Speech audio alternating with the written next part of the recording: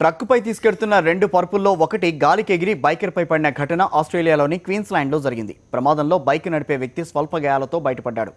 Aaron would అనే వ్యక్తి తన మోటార్ సైకిల్పై బ్రిస్బేన్లో ఓ సొరంగ మార్గం కూడా ప్రయాణిస్తున్నాడు. అతడి ముందు పరుపులతో పాటు సామాన్లు తరలిస్తున్న ఓ ట్రక్కు వెడుతోంది. సరైన భద్రతా చర్యలు తీసుకోని కారణంగా గాలి వేగానికి పరుపు ఎగిరి వచ్చి బైక్ ముందు చక్రం కింద పడి మధ్యలో ఇరుక్కుపోయింది.